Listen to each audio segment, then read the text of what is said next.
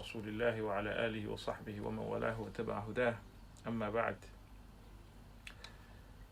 أيها السادة أحييكم بتحية الإسلام وتحية الإسلام السلام فالسلام عليكم ورحمة الله تعالى وبركاته. Nous nous sommes malheureusement la semaine dernière arrêtés sur le commentaire de la 13e sagesse de Ibn Ata'illah al-Sakandari parce qu'il y avait des problèmes de connexion et nous nous sommes promis qu'aujourd'hui nous allions nous retrouver pour continuer. Alors, initialement, je pensais que j'allais vous envoyer un résumé de ce que nous voulions dire, mais j'ai préféré finalement que nous échangions directement sur la sagesse au lieu d'avoir à l'enregistrer et à vous l'envoyer, étant donné que nous faisons du direct. Et ce que nous avions dit la dernière fois, c'était que la sagesse 13 était une suite logique de la sagesse d'avant, qui disait en substance qu'il fallait, dans la pratique, œuvrer dans la discrétion afin d'espérer avoir la notion de sincérité. Faire en sorte, nous disions, que tout ce que nous faisons soit inconnu des gens. Et nous avons cité le hadith très connu des 7 personnes qui seront sous l'ombre d'Allah subhanahu wa ta'ala. Le jour, il n'y aura pas d'autre ombre que celle de Allah subhanahu wa ta'ala. Sab'atun yudhilluhum Allahu yawma la dhilla illa dhilluh. Et nous avons fait un focus sur cette nécessité de la discrétion dans la pratique. Car, disions-nous, certains maîtres comme l'imam al-Qushayri enseignent très rapidement que il y a 2 types d'ostentation contre lesquels il faut lutter. Il y a l'ostentation qui naturellement veut que ce que nous faisons, nous ayons une reconnaissance. Rousseau disait à ce titre dans un de ses livres, Discours sur les sciences et les arts, si ma mémoire est bonne, que l'artiste a toujours besoin d'être applaudi. Donc on a toujours besoin quelque part d'une sorte de reconnaissance, et c'est d'ailleurs pour cette raison que le prophète sallallahu alayhi wa sallam nous apprend les bonnes manières, entre autres en nous disant que celui qui vous fait du bien, rendez-lui la même chose, ou sinon en mieux, ou si vous ne pouvez pas, faites un dua pour la personne, une manière de dire que quelque part on est souvent en attente de quelque chose. Et ça, c'est ce contre quoi il faut dans un premier temps lutter, de manière justement à faire, non pas pour que les gens disent que tu as fait, mais plutôt pour que tu le fasses pour Allah subhanahu wa ta'ala, comme nous l'avons dit à plusieurs reprises.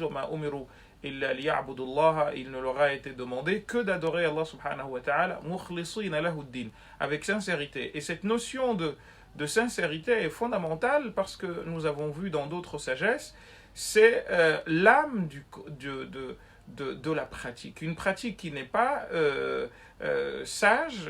qui n'est pas sincère, c'est une pratique qui est comme un corps, et la métaphore nous l'avions empruntée à Ibn Ata'illah al-Sakandari, c'est comme un corps sans vie. Donc on a besoin de cette sincérité, et la première marche de la sincérité, ou le premier type d'ostentation, pour parler des choses inversement, c'est de faire en sorte que nous n'attendions rien des autres, que nous ne cherchions pas la satisfaction des autres, pas au sens où on ne cherche pas à les rendre heureux, loin de là, mais plutôt au sens de, ce que je fais, même s'ils me font le mal, mais ce que j'essaye de faire, c'est d'être en adéquation avec ce qui plaira à mon créateur. Et ça, c'est quelque chose de fondamental parce que, dit El-Khushayri dans d'autres parties de son livre, Risala, que, en fait, la foi se trouve là-dedans, essentiellement. C'est quand on arrive à faire en sorte que, eh bien, ce que nous faisons, exclusivement, le bien et le mal qui peuvent émaner de quelqu'un ne vont avoir aucune influence sur mon rapport à l'autre. Et ça, c'est un niveau qui est extrêmement élevé dans la foi, puisque, au fond, tu arrives à faire en sorte que l'ennemi et l'ami sont égaux pour toi. Parce que par définition, l'ennemi, c'est celui qui te veut le mal, et l'ami est celui qui te veut le bien. Et bien là, tu arrives à te dire, non, Allah subhanahu wa ta'ala, il est celui qui, quand il me veut le bien, eh bien, il me le fera parvenir, quand bien même des gens veulent l'en empêcher. Et il est celui également qui, quand il veut que le mal m'arrive, eh bien, le fera, même si tout l'univers se met entre ce mal-là et lui. Et c'est pour ça qu'il dit dans un verset du Coran, وَإِن يَمْسَسْكَ اللَّهُ بِضُرٍّ فَلَا كَاشِفَ لَهُ إِلَّا هُ وَإِن يَمْسَسْكَ بِخَيْرٍ فَهُوَ عَلَى كُلِّ شَيْءٍ قَدِيرٌ.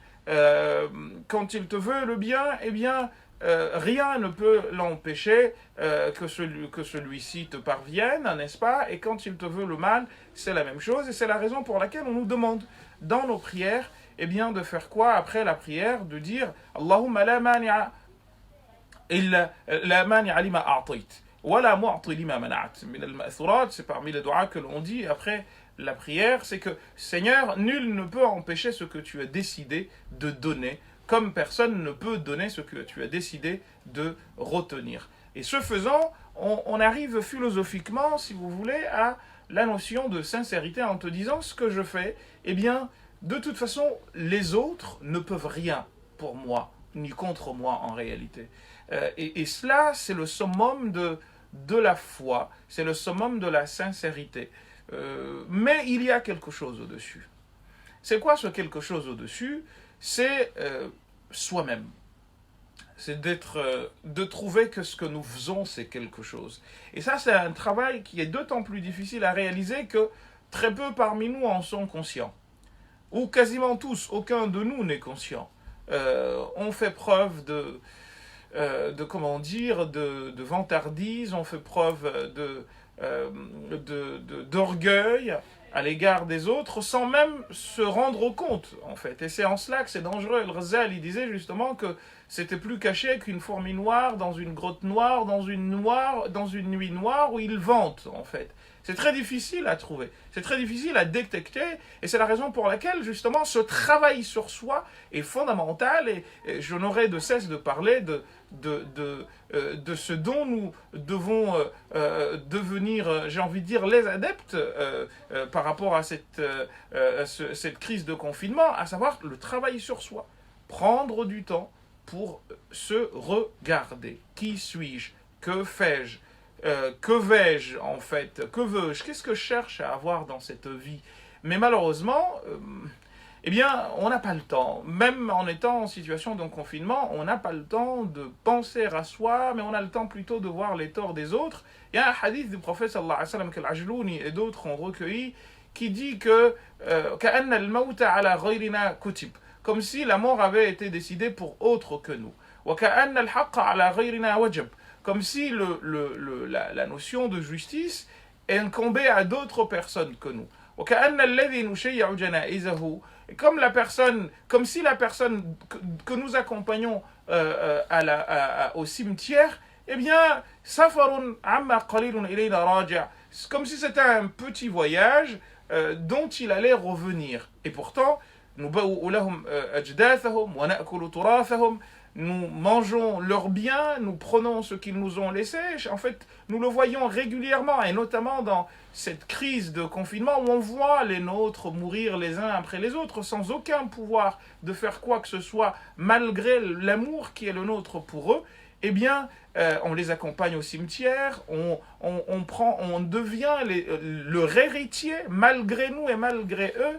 Eh bien, là, il nous dit « Touba liman shaghilathu » parce qu'il dit justement et malgré tout cela, eh bien personne ne tire les leçons qu'il faut de cette situation, puisque en réalité nous sommes, chacun de nous est le suivant sur la liste, ou plutôt le prochain sur la liste. Et bien là il conclut le hadith et dit Touba liman shaghilatu uyubuhu an uyubin nas, bonheur pour celui dont les défauts, justement, eh bien, occupent tellement la vue qu'il n'a pas le temps de voir les torts des autres. Wallahi al-azim, chers amis, si chacun de nous travaillait sur soi sérieusement, on se rendrait compte qu'on est tellement plein de défauts qu'on verrait même pas, qu'on n'aurait même pas le temps de voir ceux des autres. Croyez-moi, quand on est trop exigeant avec les gens, c'est que souvent on est très, voire trop négligent avec soi-même. C'est une règle que vous pouvez observer chez toute personne qui dit mener une vie dure aux autres, qui mène une vie dure aux autres. En réalité, c'est quelque chose, c'est une constante. Le prophète sallallahu alayhi wa sallam dit dans un hadith de Aïcha radhiyallahu anha wardaha que, eh bien, il disait, je me permets des choses que je fais, que certains, eh bien, trouveraient bizarre. Comment osent-ils faire cela alors qu'il est le messager. Donc on a tendance à être exigeant vis-à-vis des autres et à se permettre ce que nous ne permettons pas aux autres. On dit tout le temps que, hacha, comme dans une expression vulgaire, que l'excrément des autres sent toujours mauvais et celui qui vient de nous, on ne le sent pas. Alors qu'en réalité, c'est celui avec lequel nous vivons que nous devrions sentir davantage que celui des autres. Parce qu'en réalité, il émane de nous. Mais comme, justement, on a cette tendance, j'ai envie de dire, naturelle, à ne jamais voir nos torts pour toujours voir grand ceux des autres, eh bien, nous n'avons pas le temps de nous améliorer, parce que nous n'avons pas le temps de nous corriger. Parce que pour avancer, il faut justement que, eh bien, nous comprenions qu'au quotidien, nous devons nous asseoir avec nous-mêmes. Wallahi al-azim, si on s'assoit chacun de nous avec soi-même dans cette histoire de confinement, dans cette crise de confinement, et on a des instants, des instants de vérité avec nous-mêmes. Je vous promets que nous pleurions tellement sur nous-mêmes que nous n'aurions pas le temps de voir les autres. Vous savez, les grands d'autrefois, comme Uwais al-Qarni, eh bien, quand ils se mettaient à réfléchir sur ce qu'ils ont fait, ils ne bougeaient pas d'un iota. L'imam al-Haddad, dans un de ses livres, je crois que c'est Da'wa Tamma, disait que on a vu Al-Hassan al-Basri une fois sur le mont Arafat, si ma mémoire est bonne, en plein soleil. Et il ne bougeait pas du tout, alors que le soleil frappait sérieusement. Tant et si bien que des gens ont eu pitié de lui et ils sont partis le bouger. Et quand ils l'ont bougé, il a ouvert les yeux, il leur a dit « Imam, qu'est-ce qui se passe ?»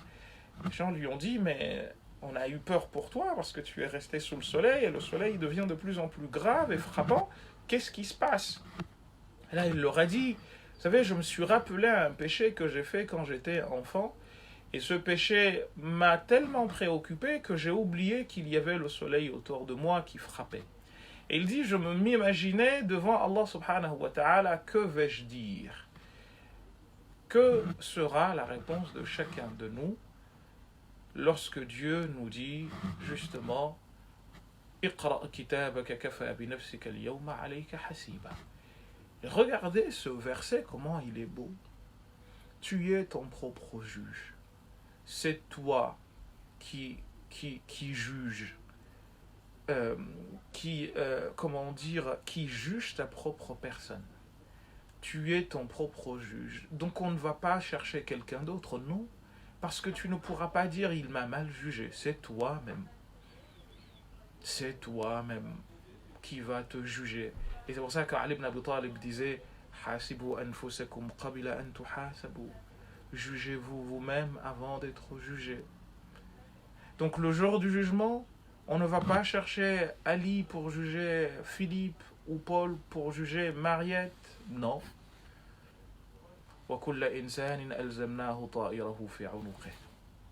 Et tout homme a son messager qui a son livre qui est comparé à un oiseau. طائره في عنقه. Un oiseau qui est suspendu autour de son cou. ونخرج له يوم القيامة كتابا يلقاه منشورا.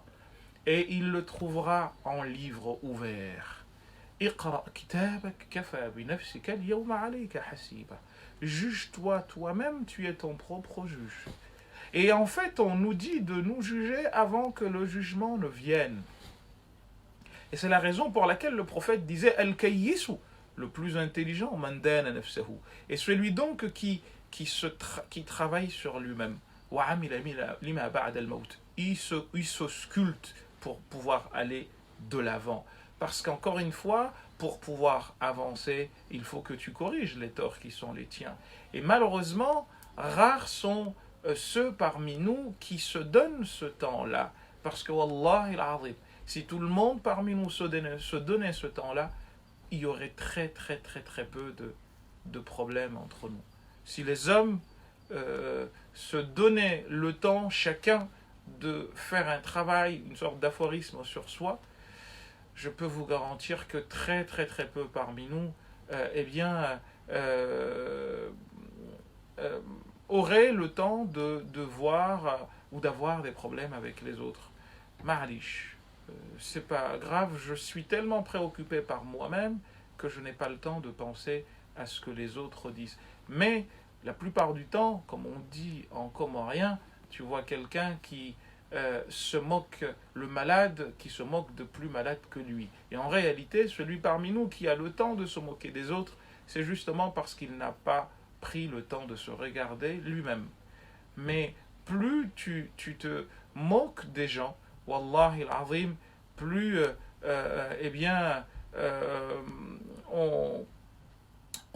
tu fais montre d'imbécilité. Il y avait au temps du prophète sallallahu alayhi wa sallam des gens qui ont vu quelqu'un et qui ont dit celui-là, là, Dieu va pas lui pardonner. Et le prophète sallallahu alayhi wa sallam leur a dit mais qui es-tu pour juger en fait? Et ça c'est quelque chose qui est très fort chez nous. Mais qu'est-ce que t'en sais en fait? Qu'est-ce que tu sais de comment l'autre va finir? Toi, à ta fin, tu n'en sais strictement rien du tout. De quel droit, en fait? Qui es-tu pour juger? Qui es-tu pour me juger? Et qui suis-je pour te juger? Wallah al-azim, vous allez vous rendre compte qu'à chaque fois que quelqu'un se met à juger les gens, si vous cherchez à fouiller un tout petit peu, vous grattez un tout petit peu, vous vous rendez compte que c'est justement pour éviter que l'on découvre ses torts, qu'il attaque les autres. Vous savez que dans le foot, on dit que la meilleure des défenses, c'est l'attaque. Donc avant que nous ayons à lui rappeler qui il est véritablement, ou avant que les gens ne lui disent qu'il est comme ci et comme ça, ou elle est comme ci et comme ça, eh bien qu'est-ce qui se passe? La personne prend les devants et attaque. Vous êtes comme ci, vous êtes comme ça, et on a souvent tendance à se venger des gens. On a tendance à vouloir leur rendre la vie difficile parce que, eh bien, on a des problèmes avec sa propre personne. Non, en fait, le prophète sallallahu alayhi wa sallam nous disait Bashiru wala tunaffiru. Faites de bonnes annonces aux gens, ne les éparpillez pas. Yassiru wala tu'assiru. Facilitez la vie aux gens, ne la rendez point difficile. فإنني بعثت بالحنيفية السمحة. Parce que j'ai été envoyé par une religion qui est, une religion qui appelle à cette notion de facilité, de rendre la vie facile aux gens. إنما بعثت ميسرا. J'ai été envoyé exclusivement comme quelqu'un de facilitateur et pas إنما بعثت ميسرون ولم تبعثوا mu'assirin. Vous avez été envoyés comme des gens facilitateurs et non des gens alourdisseurs qui rendent la vie difficile aux gens. Donc ce travail sur soi est fondamental parce que vous disais-je, je peux me cacher de vous. Vous pouvez ne pas me voir. Par exemple, le jeûne du mois de Ramadan qui est à nos portes, eh bien c'est la pratique par excellence parce que chacun de nous peut se cacher des gens, n'est-ce pas, et faire ce que les gens ne sauraient pas, manger, boire, faire le coït et ce que vous voulez, sans que les gens ne sachent de l'extérieur ce qu'il a réellement fait ou pas. Seulement, il reste l'autre point. Donc là, on dira, c'est une première marche de la sincérité qui est franchie. Mais il en reste la plus difficile, il en reste une qui est la plus difficile, qui est celle de la lutte de soi contre soi. Et là-dessus, le prophète sallallahu alayhi wa sallam, quand il faisait le sermon du vendredi, ou quand il parlait aux compagnons, souvent il leur disait quoi? Et on se met à l'abri de Dieu contre le mal venant de nous-mêmes. Parce qu'en réalité, le pire ennemi de l'homme, c'est l'homme lui-même. Un hadith du prophète sallallahu alayhi wa sallam nous dit, même s'il y a une faiblesse dans sa chaîne de transmission, a'da'ik, le pire de tes ennemis, eh bien, nafsuka allati bayna jambayk, c'est ta propre personne. Parce qu'on a du mal à se rendre compte justement de comment dire, de ce que nous cherchons, de ce que nous avons comme maladie. Parce qu'une fois que nous reconnaissons la maladie, il est très facile d'aller voir un médecin et de lui demander « Voilà, je suis malade ». Le problème de ces maladies du cœur, c'est que justement, on n'en est jamais conscient. Et c'est la raison pour laquelle les pires péchés qui soient, c'est les péchés du cœur, pas ceux du corps. Très important à savoir. Les pires péchés qui soient, chers amis, ce ne sont pas les péchés du corps, mais ceux du cœur. Quand nous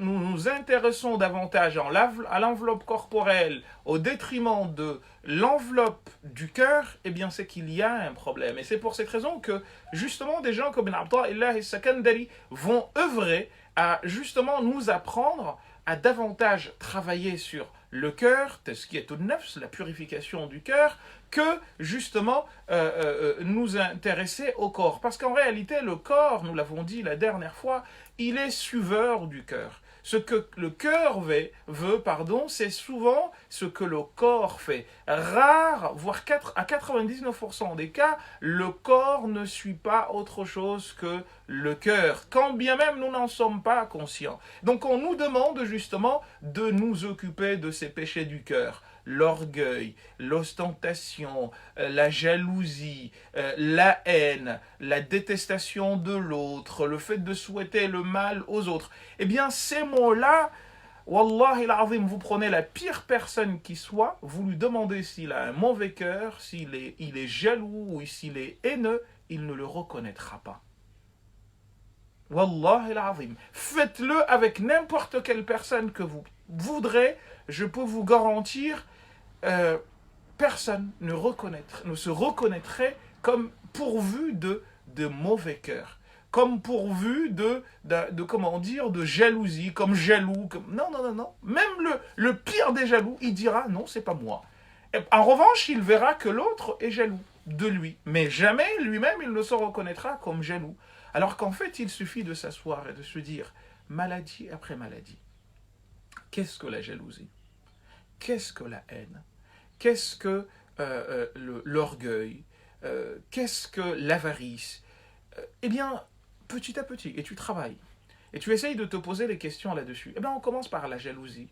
La jalousie, c'est le fait que tu veuilles que le bien que ton frère ou ta sœur a disparaisse, quand bien même tu sais que ça ne t'arrivera pas. Mais là, tu sais que tu es mauvais. De ce point de vue-là, parce que nous sommes tous atteints de cet art. Là, tu te dis, mais là, il y a un problème.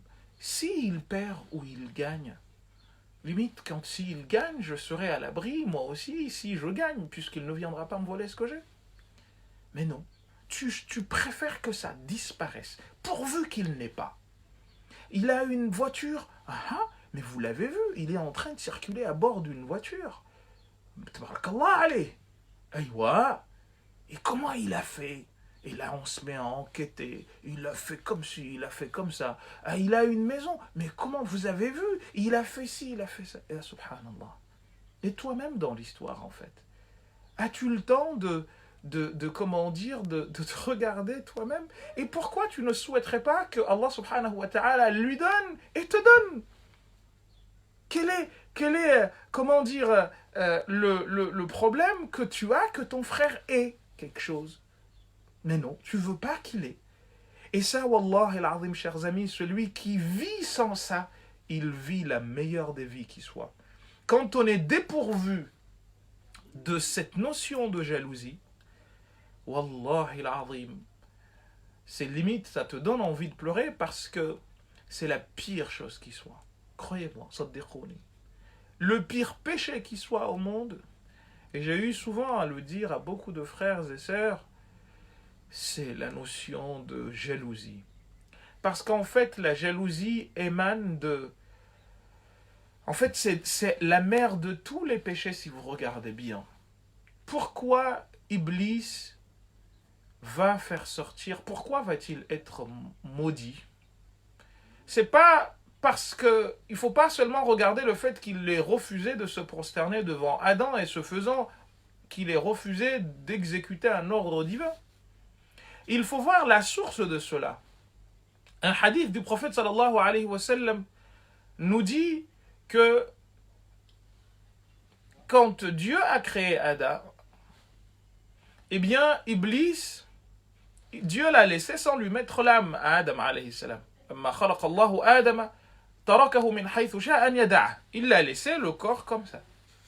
فأخذ الشيطان يطيف به. Shaitan s'est mis à faire des tours autour de Adam alayhi salam. فلما رآه أجوف. Et là, les idées ont commencé à germer dans sa tête. Lui, qui est-il celui-là? Quand il l'a vu concave avec des trous, علم أنه خلق خلقا لا يتمالك. Il a tout de suite compris qu'il va pouvoir le manipuler. Et c'est la raison pour laquelle, quand on en arrive à quand Dieu leur demande de se prosterner, eh bien lui, la question, il l'avait préparée à l'avance, parce qu'il était déjà au courant de la création de Adam alayhi salam. Dieu leur a dit, ils étaient au courant qu'il allait être créé. Et là, qu'est-ce qu'il dit? Il dit ana khayrun minhu. Et là, l'ostentation, l'orgueil vient. Mais vient d'où en réalité? Quelqu'un d'orgueilleux, c'est un petit rien du tout, je vous le dis en toute honnêteté. C'est un petit malin, un petit teigneux qui a tout échoué et qui se prend pour ce qu'il n'est pas. Voilà la définition de quelqu'un d'orgueilleux. Parce que si tu sais d'où tu viens, à savoir que tu viens de sperme, et comment dire, et que tu sors de l'appareil intime de ton père et de ta mère à 2 reprises, wallahi al-azim, tu te considérerais pas, tu te prendrais pas pour ce que tu es, pour ce que tu n'es pas. À savoir quelqu'un de très important. Tu viens d'où? En réalité, t'es rien du tout, en fait. On dit en commun, un club, c'est comme de l'extrêmement hashakum. On est vraiment rien du tout. Mais malgré cela, moi, je suis un tel, fils d'un tel, où on vient de nulle part, en fait. Et subhanallah, et on vient à se dire, oui, moi je suis blanc, je suis supérieur au noir, ou moi je suis noir, je suis supérieur au blanc, moi je suis un tel et je suis supérieur à un tel, moi je suis musulman, je suis supérieur au non-musulman, moi je suis juif, je suis supérieur au non-juif, je suis chrétien, je suis supérieur au non-chrétien. Ya jama'at al-khayr. C'est une folie, mais on est tous pareils en réalité. Qu'est-ce qui fait que, eh bien, on en vient à se prendre pour ce que nous ne sommes pas? Eh bien, tout cela vient de cette notion de jalousie. En réalité, on voit que nous avons, chacun de nous, quelque chose que l'autre n'a pas. Parce qu'Allah subhanahu wa ta'ala a voulu que la vie soit ainsi, que nous soyons complémentaires les uns des autres. Et que, par conséquent, personne n'a tout réuni. J'ai quelque chose que vous n'avez pas, mais vous avez des milliards de choses que vous avez et que je n'ai pas. Et à partir de là, on cherche non pas à se dominer les uns les autres, mais à se compléter les uns des autres, parce que nous sommes chacun de nous dépendants de ce que l'autre a et que nous n'avons pas. Et ce faisant, nous faisons un monde. Il faut de tout pour il faut de tout pour faire un monde. Mais l'humain, non. Il se prend pour ce qu'il n'est pas. Mais tu n'es rien du tout, en fait. Tu n'es pas grand-chose. Et c'est pour ça que Ali ibn Abi Talib disait par rapport à la création, ben, nous sommes tous égaux.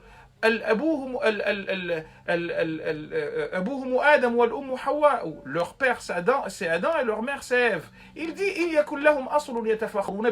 s'ils ont une fierté quelconque, eh bien c'est l'eau et la terre. Mais malgré ça, on en vient à se dire, ah ben non, moi je suis, comment dire, je suis supérieur à, non. Et c'est pour ça qu'Allah subhanahu wa ta'ala nous dit dans le Coran que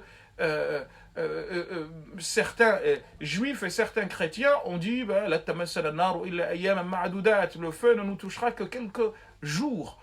Et d'autres, nous sommes les enfants de Dieu et c'est bien aimé. Il leur dit quoi? Et si cette phrase-là pouvait nous habiter tout le temps, vous n'êtes, dit Dieu, que des hommes parmi ceux qu'il a créés. Et الناس سواسية كأسنان المشط سواسية كأسنان المشط. Les hommes sont égaux comme les dents d'un peigne. لا فضل لعربي على عجمي ولا لأبيض على أسود ولا لأسود على أبيض إلا بالتقوى. En fait, on est tous pareils. Mais en réalité, tout cela vient de quoi? Vient de cette notion de jalousie. Je suis jaloux en réalité de l'autre qui a ce que je n'ai pas. Et pour cela, qu'est-ce qui se passe? Eh bien, je me mets comme qui dirait une sorte de carapace. Je le regarde pas, ou je lui parle pas. Mais en réalité, c'est toi qui es en train tu es en train de fondre à l'intérieur de toi, tu souffres à l'intérieur de toi pour ce que l'autre a et que tu n'as pas. Alors, tu te dis, je me sors de tout cela. Et donc, tu t'assois, tu regardes cette notion de jalousie, comment elle est en toi. Alors, il faut surtout éviter de confondre jalousie et ce qu'on appelle émulation, ribta en arabe. C'est pas la même chose. Quelqu'un qui a un savoir, qui le dispense, qui l'enseigne, eh bien, celui-là, c'est quelqu'un que l'on a le droit pas de jalouser, mais d'envier au sens positif du terme. Et quelqu'un qui également, est quelqu'un qui a une fortune qu'il dépense au service des autres, en aidant les autres. Également, on se dit, et si je pouvais avoir la même chose que lui, mais pas demander à Allah subhanahu wa ta'ala qu'il la retire entièrement et que la personne se retrouve avec rien du tout. Et cela, on peut le voir également quand, par exemple, on sait que quelqu'un a disparu, on se dit, ah ben bien fait. Mais en fait, mais tu vas y aller toi aussi. En fait, il y a des choses, des fois tu te dis, mais l'humain on est tellement mauvais des fois, que tu te dis, mais pourquoi tout cela en fait? Si quelqu'un meurt, mais toi aussi tu vas mourir. Tu ne sais même pas de quelle manière tu mourras. Donc tu ne devrais pas te réjouir de la mort de quelqu'un parce que toi aussi tu vas y aller. L'imam Shafi'i, il disait que des gens, il dit des gens souhaitent ma mort. Mais si je meurs, eh bien, c'est pas un chemin dans lequel je serai seul. Donc finalement, je me moque de quelqu'un qui est décédé ou je me réjouis, bien fait pour lui. Ya subhanallah. Ah lui, comment il va être difficilement jugé par Dieu? Et qu'est-ce que tu en sais, Habibi? Mais qu'est-ce que vous en savez? S'il vous plaît, que chacun de nous reste à sa place. Je n'en sais strictement rien du tout. Vous n'en savez strictement rien du tout. Vous ne savez pas ce que la personne entretient comme relation avec son Seigneur. On n'en sait strictement rien du tout et on se met à faire des jugements. Et c'est pour ça que le hadith du prophète sallam disait justement à ses compagnons qui disaient ouais, lui, que Dieu lui pardonne. Mais qui êtes-vous? Qui est celui qui va justement se mettre à la place de Dieu pour décider? Ajib. Et c'est pour ça qu'en réalité, pour finir, parce qu'on a été trop long et malheureusement on n'a pas eu le temps de citer la sagesse, parce qu'on en avait parlé la semaine dernière, on avait donné le texte. L'imam Shafi'i, il disait, en fait, quelqu'un de comme ça n'attend rien de lui. Il ne faut pas attendre que quelqu'un qui est de quelqu'un de pingre, d'avare, qu'il fasse preuve de générosité. De même que tu ne peux pas voir quelqu'un qui est dans un feu, dans un incendie, et qui cherche à en sortir pour lui demander de l'eau. Mais non. En fait, il faut surtout se dire que, mais non, on est face à des situations qui sont purement incompréhensibles et tu te dis, bon, moi j'essaye de faire en sorte que justement cette maladie-là ne m'atteigne pas. Je fais en sorte que justement cette maladie-là, je m'en éloigne. Mais pour cela, encore une fois, il faut que nous travaillions beaucoup, beaucoup, beaucoup sur nous. Retenons ce hadith. طوبى لمن شغلته عيوبه عن عيوب الناس. Bonheur pour celui ou à celui dont les défauts occupent la vue au point de ne pas pouvoir voir les défauts des autres. Et c'est en agissant ainsi justement que, eh bien, Ibn Ata'illah al-Sakandari, dans cette sagesse qui précède celle que nous sommes depuis la semaine dernière en train d'évoquer, disait Idfan wujudaka fi ard al-khumuli. Cache ta pratique dans le but d'atteindre la sincérité dans enveloppe-là de l'enveloppe de, eh bien, al-khumul, de l'enveloppe de la sincérité, en la cachant, en faisant en sorte juste de la discrétion, de manière à ce que justement personne ne sache ce que tu fais, parce qu'il dit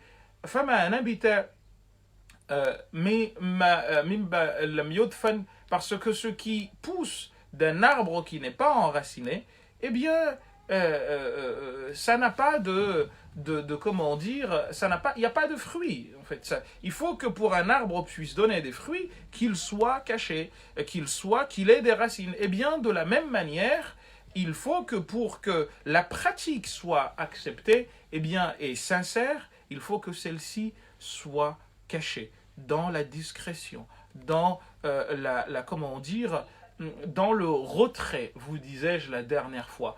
On est justement dans cette notion de sincérité que nous travaillons, que nous abordons depuis 2-3 semaines, parce que nous avons eu une sagesse également qui disait justement que ma arafa ma nafa ou ma arafa qalbun, aucun cœur ne connaît quelque chose de mieux, anfa shay'an anfa min al-uzla, quelque chose de plus important que cette notion de retrait. Tu te retires pour te retrouver tout seul, pour réfléchir sur toi. Parce que, disait-il, ce faisant, tu entres dans la sphère de la réflexion. Et je vous disais que nous sommes dedans, nous sommes en plein dedans, où on nous demande de réfléchir sur nous, de nous asseoir avec nous-mêmes, si ce sera le mot de la fin pour aujourd'hui. Réconcilions-nous avec nous-mêmes, apprenons à nous regarder et regardons ces 4 principaux défauts du cœur. Regardons la jalousie, est-ce que nous n'en sommes pas atteints? Regardons l'orgueil, est-ce que nous n'en sommes pas atteints? Regardons l'avarice, est-ce que nous n'en sommes pas atteints? Regardons la haine, est-ce que nous n'en sommes pas atteints? Et allons pas à pas, petit à petit. Et naturellement, ça ne va pas être facile de nous rendre compte justement, eh bien, que nous sommes atteints de tel ou tel. Mais la jalousie, déjà, je pense que l'on peut commencer à travailler là-dessus parce que c'est un sentiment naturel dont on n'est pas forcément conscient et sur lequel pourtant il faut que nous travaillions encore et encore. Donc la discrétion est une chose, c'est très important, c'est une marche, mais c'est une marche qui doit être suivie de cette notion de travail sur soi pour justement pouvoir s'améliorer davantage, notamment en ne cherchant pas à travers nous-mêmes, en ne voyant pas que ce que nous faisons, eh bien c'est quelque chose qui mériterait que nous ayons les récompenses de Dieu. Mais qui est-ce que nous sommes? Ce que les anciens et nos maîtres autrefois, notamment dans les cours d'exégèse du Coran aux Comores, quand les cours se terminaient, notamment le cours de nos chouyoukh mufassiroun qui faisaient l'exégèse du Coran dans les mosquées, l'ancien grand moufti et le dernier grand moufti qui est décédé il y a 2 jours, Allah yarhamhuma, ainsi que nos chouyoukh qui enseignaient cette science de l'exégèse du Coran.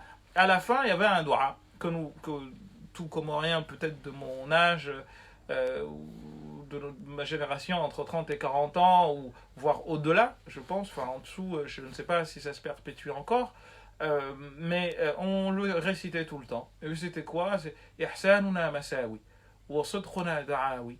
En fait, ce que nous disons faire comme bien, en fait, ce ne sont que des prétentions. Eh bien, en fait, on montre aux gens des choses, wa fil wara munafiq, mais derrière, eh bien, nous faisons de l'hypocrisie. Ya Rabbana i'tarafna bi'annana iqtarafna. Seigneur, nous reconnaissons que nous avons fait beaucoup de tort. et que nous sommes au bord du précipice. Enfin, je ne vais pas m'éterniser là-dessus et faire un commentaire de cette belle invocation, mais le but était, encore une fois, eh bien, de nous apprendre à regarder nos torts. Et nous en avons tellement, wallahi al-azim, c'est pas pour exagérer, mais nous avons tellement de défauts, nous avons tellement de choses à nous regarder, à corriger en nous-mêmes, et pour pas faire dans la fausse modestie, à commencer par moi, par nous. Wallahi al-azim, celui parmi nous qui viendra dire moi je suis le meilleur, mais ya jama'at al-khayr wal baraka, c'est un fou allié. Mais on doit reconnaître justement que nous sommes tous des fautifs. كل بني آدم خطاء وخير الخطائين التوابون. Les meilleurs, tout homme est fautif. Nous faisons des péchés, mais attire l'arigot. Et cette notion-là doit vraiment nous habiter, travailler sur nous et ne pas se dire tiens, moi j'ai fait donc je mérite. Mais tu mérites quoi? Tu mérites rien du tout en fait. Parce que ton œuvre, en fait, elle vaut pas grand-chose, elle vaut pas une cacahuète. Et malheureusement, des fois, on a tendance à faire des calculs d'épicier. Moi, je fais telle chose, je vais avoir telle chose. Mais non, en fait, c'est pas que tu as fait et que tu. Non. Si Allah subhanahu wa ta'ala vous a te jugé pour ce qu'on fait, tes deux doigts, l'index et le majeur, ben, tu mériterais quoi? Tu mériterais, comme le dit Sahib al-Jawhara, إن تعذبنا فبمحض العدل وإن تثبنا فبمحض الفضل. Tu nous donnes, c'est par pure équité. Si tu nous punis, ce sera par pure équité, et si tu nous donnes, eh bien ce sera par pure générosité. Mais pas parce que justement, c'est quelque chose qui émane de nous. Et il y aurait beaucoup de choses à dire là-dessus. Barakallahu fikum.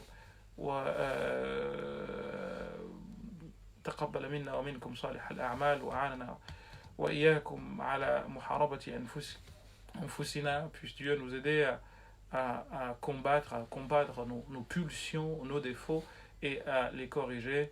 جعلنا الله وإياكم من الذين يستمعون القول فيتبعون أحسنه وصلى اللهم وسلم وبارك على سيدنا محمد وعلى آله وصحبه والحمد لله رب العالمين وبارك الله فيكم والسلام عليكم ورحمة الله تعالى وبركاته. اللهم صل وسلم